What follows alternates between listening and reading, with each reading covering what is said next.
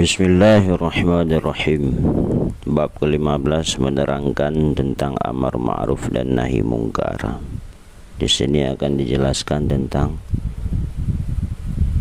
khaira ummah, sebaik-baik umat, yaitu adalah umat Muhammad yang mau melaksanakan amar ma'ruf nahi mungkar.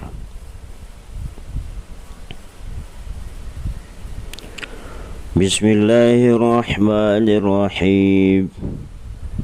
Kuntum khaira ummatin ukhrijat linnas.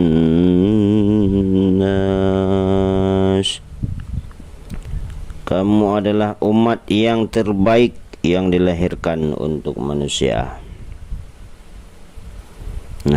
Al-Kalabi mengatakan bahwa ayat ini mengandung penjelasan keadaan umat ini mengenai keutamaan umat ini di atas umat-umat yang lain, dan di dalamnya terdapat dalil bahwa sesungguhnya umat ini adalah Muhammadlah sebaik-baik umat secara mutlak, serta keutamaan ini menyeluruh antara orang-orang pertama dari umat ini dan yang terakhir, karena ada menyatakan bahwa sahabat tabi'in itu lebih utama. Tetapi menurut Al-Kalabi ini adalah secara umum, semua umat inilah yang terbaik, baik yang pertama maupun yang terakhir. Ukhrijat linnas, dimunculkan kepada manusia, yakni bermanfaat untuk manusia yang lain di dalam kemaslahatan agama, sehingga dapat dibedakan dan dapat dikenal. Jika dia tidak bermanfaat untuk agama, maka akan dijelaskan nanti. Sedangkan firman Allah Subhanahu wa taala dalam deretan ayat di atas, yaitu kuntum khaira ummatin ukhrijat linnas. Siapa dia? Ta'muruna bil ma'ruf, orang-orang yang memerintahkan dengan yang ma'ruf, wa tanhauna 'anil munkar, mencegah daripada kemungkaran, wa tu'minuna billah, dan mereka beriman dengan Allah semata. Surat Ali Imran ayat 110. Jadi siapa itu khaira ummah, sebaik-baik ummah, yaitu mereka adalah umat Muhammad yang memerintahkan dengan ma'ruf dan mencegah daripada mungkar dan beriman kepada Allah Subhanahu wa taala.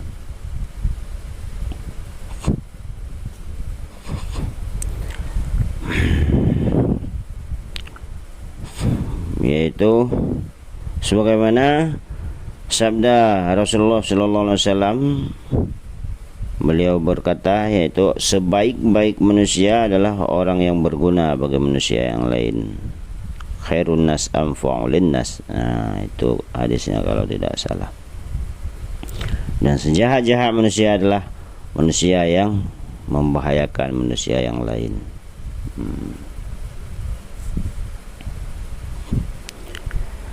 Tu'minuna billah, engkau beriman kepada Allah, yakni engkau membenarkan, membesarkan keesaan Allah dan menetapkan atas itu, yakin dalam hal itu, serta mengakui sesungguhnya Rasulullah sallallahu alaihi wasallam, yaitu Nabi Allah, Nabi Muhammad. Karena orang kafir kepada Nabi, mereka tidak percaya dan tidak mau beriman. Mereka menyangka bahwa semua mukjizat yang ada pada Rasulullah itu adalah dari dirinya, bukan dari Allah Subhanahu wa taala.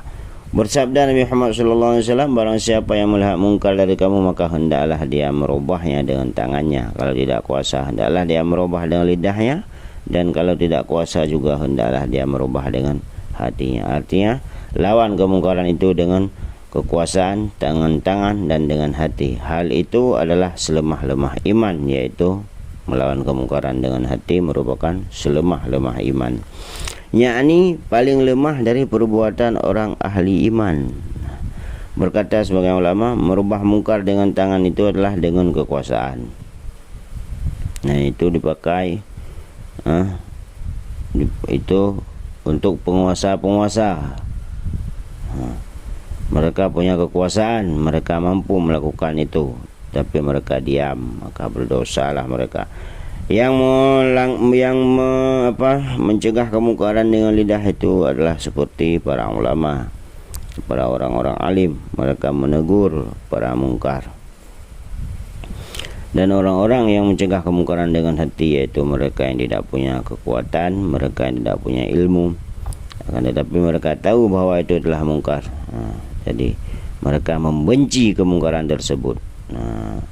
Seperti kita misalnya, kita punya anak, kerabat dan sebagainya yang kita tanggung di dalam rumah kita, mereka tidak melaksanakan sholat. Bukankah itu suatu kemungkaran?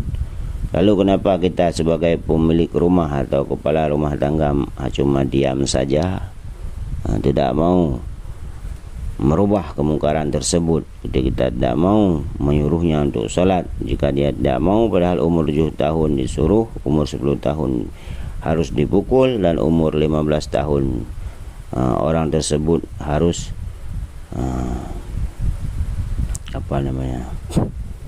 harus dihukum mati.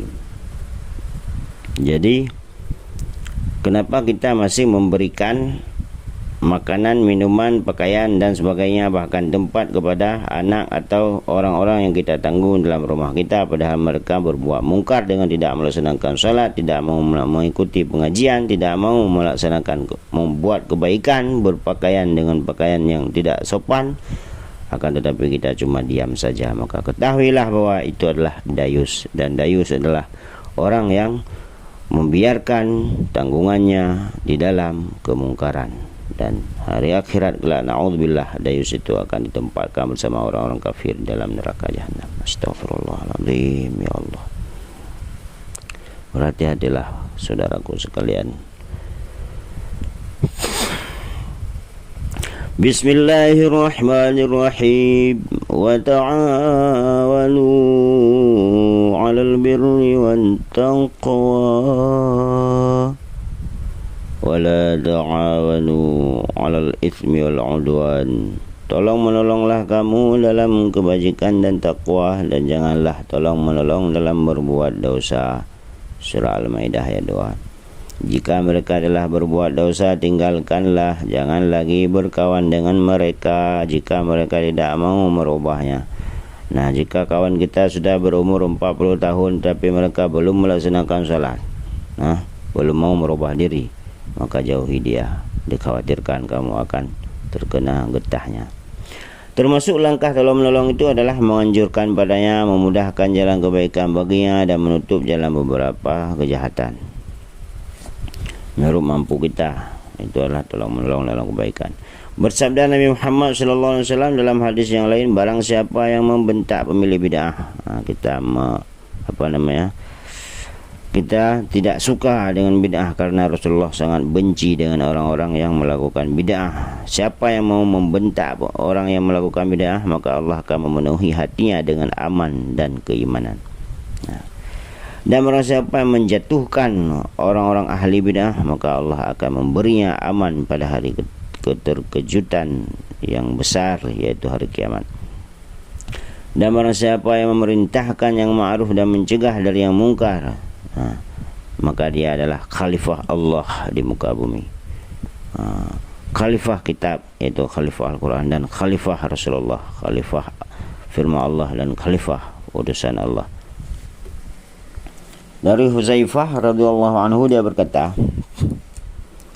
bakal datang suatu masa pada manusia, bangkai keledai busuk lebih mereka sukai daripada seorang mukmin yang memerintahkan mereka dan mencegah mereka. Mereka lebih suka berkubang dengan bangkai, bermain dengan kotoran, daripada mempercayai seorang mukmin yang memerintahkan mereka dengan kebaikan dan melarang mereka dari kejahatan. Itu akan terjadi nanti suatu saat. Na'udzubillahi min dzalik.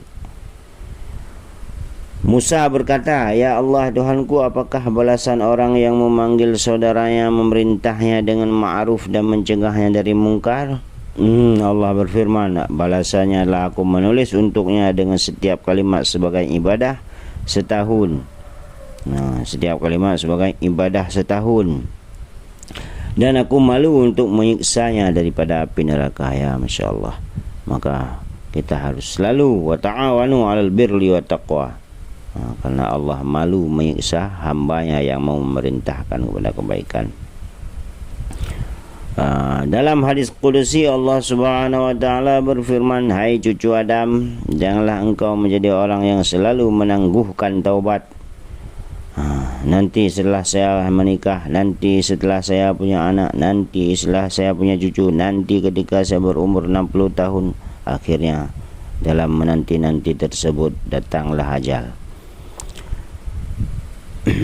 Janganlah engkau menjadi orang yang selalu menangguhkan taubat dan memperpanjang angan-angan serta kembali ke akhirat dengan tanpa bekal amal. Na'udzubillah. Dia berkata seperti perkataan orang-orang yang ahli ibadah dan berbuat seperti perbuatan orang-orang munafik. Kata-katanya seolah-olah dia adalah orang zuhud, padahal perbuatannya adalah munafik. Kalau diberi, dia tidak merasa puas, selalu tidak cukup. Dan kalau dihalangi, dia tidak akan mau bersabar, pasti dia akan melawan. Dia cinta orang-orang salih dan bukan dari golongan mereka. Orang-orang salih yang mengarah kepada dia cinta orang-orang salih dan bukan dari golongan mereka, dan membenci orang-orang munafik, tapi dia termasuk mereka. Orang-orang salih dia cintai, padahal dia adalah orang-orang munafik. Dia tidak mau berbuat seperti orang salih berbuat. Dia tidak mau melaksanakan salat dengan sungguh-sungguh, dia tidak mau melaksanakan ibadah dengan sungguh-sungguh karena Allah. Dia hanya mementingkan kepentingan pribadinya di atas kepentingan perintah Allah dan Rasulullah. Dia tidak merasa takut dengan firman-firman Allah Subhanahu wa taala, dengan ancaman-ancaman, dengan berita buruk neraka, dengan berita gembira syurga. Dia tidak memperdulikan itu, akan tetapi dia cuma memikirkan dengan kepentingan dunianya saja. Na'udzubillah, tsumma na'udzubillah. Ya Allah, jauhkan kami ya Allah dari sifat munafik. Dia memerintahkan yang baik tetapi tidak melakukan yang baik, dan mencegah dari orang yang jahat tetapi dia tidak berhenti berbuat jahat. Dan dari Ali karamallahu wajhah dia berkata, aku mendengar Rasulullah sallallahu alaihi wasallam bersabda, akan datang seorang manusia pada akhir masa, pandai berbicara lidahnya tetapi kurang akalnya. Mereka berkata dari sabda yang sebaik-baik makhluk tetapi tidak melewati tenggorokannya. Cuma perkataan saja. Mereka diteroboskan dari agama sebagaimana anak panah diteroboskan dari sasaran. Begitulah mereka. Dan bersabda Nabi Muhammad sallallahu alaihi wasallam, aku telah melihat pada malam aku diserahkan ke langit beberapa laki-laki yang gunting bibirnya dengan gunting dari api neraka. Na'udzubillah, ya masyaallah. Aku bertanya, siapa mereka itu hai Jibril? Dia menjawab, mereka adalah pengkhotbah-khotbah. Mereka adalah penceramah-penceramah dari kalangan umatmu yang memerintahkan manusia dengan kebaikan, tetapi mereka lupa pada dirinya sendiri. Memerintahkan orang bersedekah, memerintahkan orang berbuat baik, tetapi dia tidak mau bersedekah.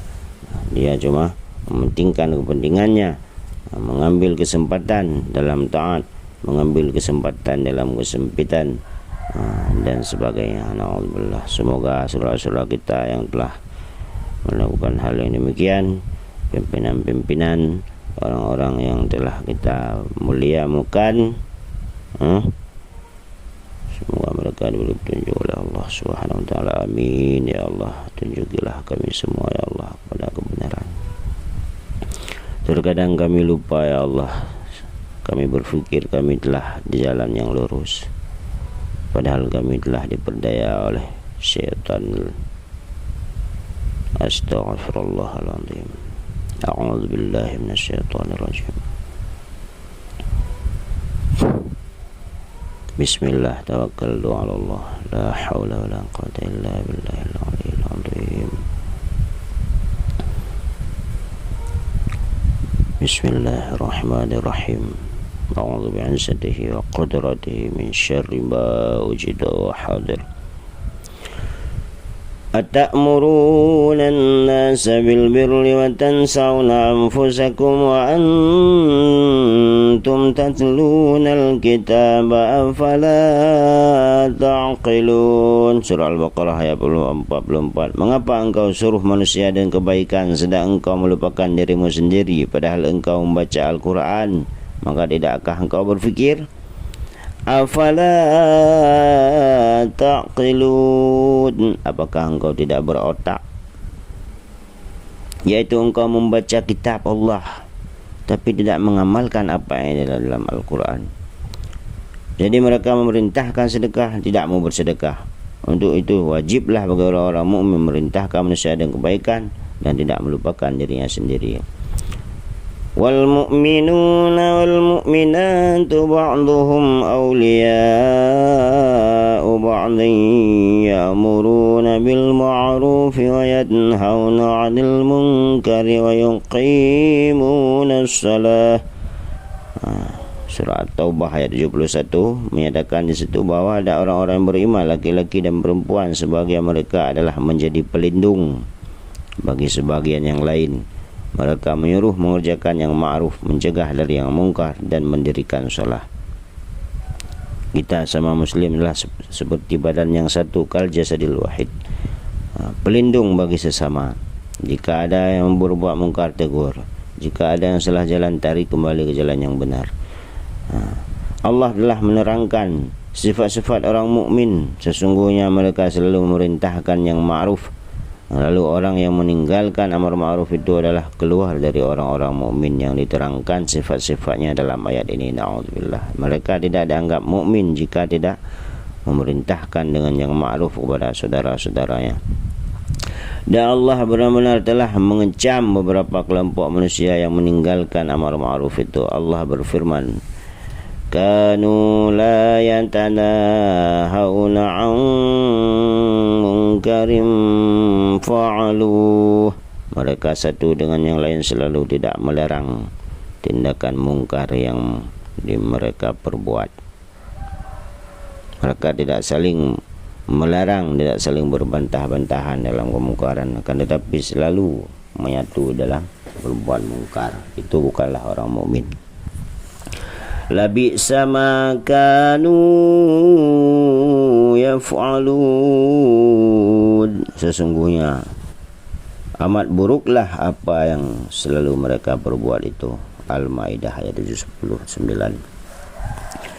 Diriwayatkan dari Abi Darda radhiyallahu anhu. Abi Darda radhiyallahu anhu, sesungguhnya beliau berkata, sungguh engkau harus memerintahkan yang ma'ruf dan mencegah yang mungkar, atau Allah akan menguasakan atas engkau penguasa yang zalim. Apakah kita mau dikirim penguasa yang zalim? Kalau tidak, maka perintahkan yang ma'ruf dan cegah yang mungkar. Pemerintah yang zalim yang tidak memuliakan yang tua dari engkau dan tidak menyayangi yang kecil dari engkau. Siap-siaplah jika kita sudah sama-sama melakukan kemungkaran di dalam suatu negeri, maka akan datang pemimpin yang zalim yang tidak mencintai kita. Berdoa orang-orang pilihan dari engkau tetapi tidak dikabulkan saat itu. Memohon pertolongan tetapi tidak akan ditolong, dan memohon ampun tetapi mereka tidak akan diampuni pada saat itu.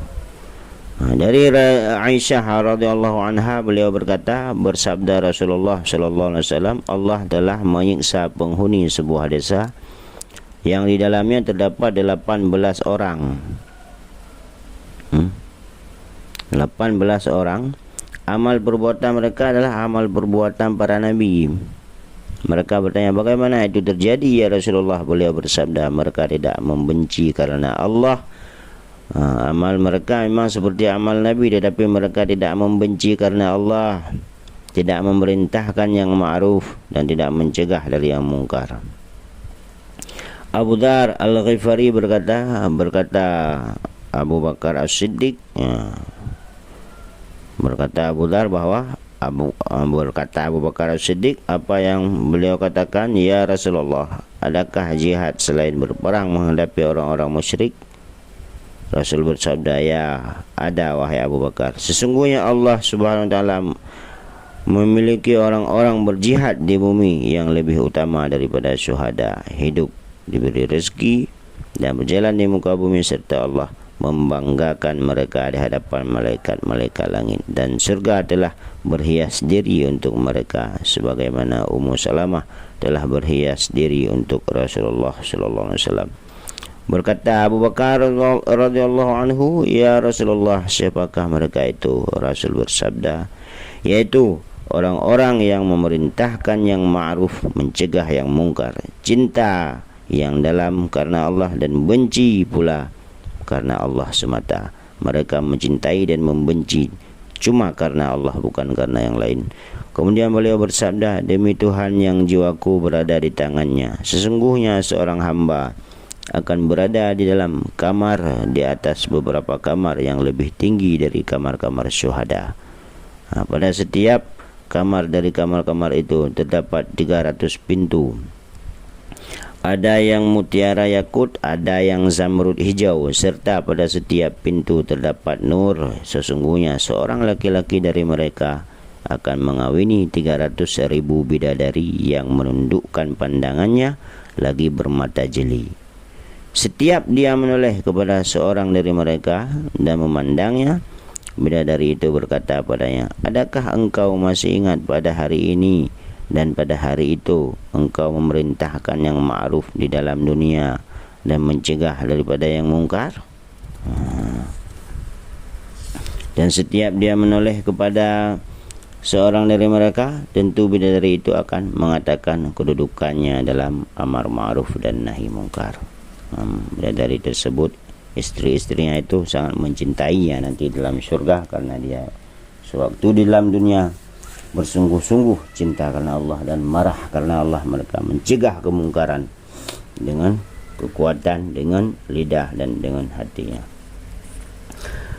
Di dalam hadis, sesungguhnya Allah Subhanahu wa taala berfirman, hai Musa, adakah engkau beramal karena aku dengan sebuah amal yang sempurna? Dia berkata, ya Tuhanku, aku telah bersembahyang karena engkau, berpuasa karena engkau, bersedekah karena engkau, bersujud dan memuji kepada engkau hanya karena engkau, membaca kitab engkau serta berzikir kepada engkau. Allah Subhanahu wa taala berfirman, hai Musa, adapun salat, maka engkau mendapatkan tanda, ada tanda bahwa engkau telah melakukan salat. Puasa, engkau mendapatkan perisai. Sedekah, engkau mendapatkan perlindungan. Tasbih, engkau mendapatkan beberapa pohon dalam syurga. Membaca kitab Taurat, engkau mendapatkan bidadari dan gedung-gedung dalam surga. Dan mengenai zikir engkau, itu engkau akan mendapat nur nanti dalam surga. Lalu amal yang manakah engkau beramal untukku, ya Musa? Yang semata-mata untukku, yang mana Musa? Lalu Musa berkata, tunjukkanlah aku ya Allah ya Tuhanku atas amal yang aku dapat beramal untukmu. Maka Allah berfirman, hai Musa, apakah engkau pernah mengasihi waliku semata-mata karenaku? Dan apakah engkau pernah memusuhi musuhku semata-mata karenaku? Jika ada, maka itulah amalmu untukku. Tahulah Musa bahwa sesungguhnya utama-utama amal adalah cinta karena Allah dan marah pula pun karena Allah. Abu Ubaidah bin Jarrah berkata, aku berkata, ya Rasulullah, manakah syuhada yang paling mulia di sisi Allah Azza wa Jalla? Beliau bersabda, yaitu laki-laki yang berdiri ke arah penguasa yang menyeleweng. Seorang pemuda berdiri di depan penguasa yang menyeleweng daripada perintah Allah, dia adalah syuhada yang paling mulia di sisi Allah. Lalu apa yang dilakukan pemuda tersebut? Memerintahkan penguasa tersebut dengan yang ma'ruf dan mencegahnya dari yang mungkar. Lalu penguasa tersebut karena sombong, lalu dia dibunuh. Pemuda tersebut dibunuh oleh penguasa itu. Kalau penguasa itu tidak membunuhnya, maka sesungguhnya penulisan kalam tidak berlaku padanya. Untuk pemuda tersebut tidak berlaku lagi penulisan kalam. Setelah itu, walaupun dia akan hidup sampai kapan saja, karena dia telah melakukan yang benar karena Allah. Jika dia dibunuh, maka syahidlah dia. Dialah orang yang orang syahid yang paling mulia di sisi Allah, yaitu orang yang mencegah penguasa daripada kemungkaran. Hasan Al-Basri rahimallahu berkata, bersabda Rasulullah sallallahu alaihi wasallam, paling utama dari syuhada umatku adalah laki-laki yang berdiri menuju penguasa yang menyimpang seperti tadi juga. Lalu dia memerintahnya dan dengan yang ma'ruf dan mencegah dari yang mungkar. kemudian dia dibunuh oleh penguasa itu dalam keadaan begitu, maka orang syahid itu derajatnya di syurga berada di antara Hamzah dan Ja'far.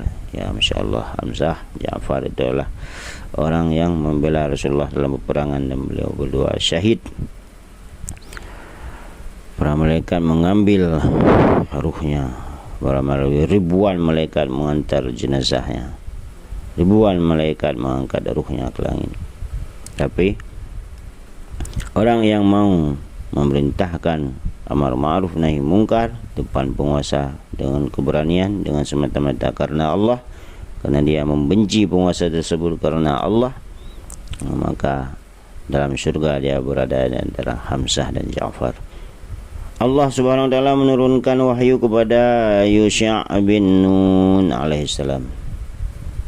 Sesungguhnya aku akan membinasakan sebagian dari kaummu. Firman Allah, Allah berkata, sesungguhnya aku akan membinasakan sebagian dari kaummu, 40.000 dari orang-orang pilihan dari mereka dan 60.000 dari orang-orang jahat dari mereka. Berkatalah Yusha', ya Allah Tuhanku, orang-orang jahat itu maklumlah ya Allah untuk Engkau binasakan. Lalu bagaimana bisa terjadi dengan orang-orang yang terpilih ini? Mereka adalah orang-orang yang taat.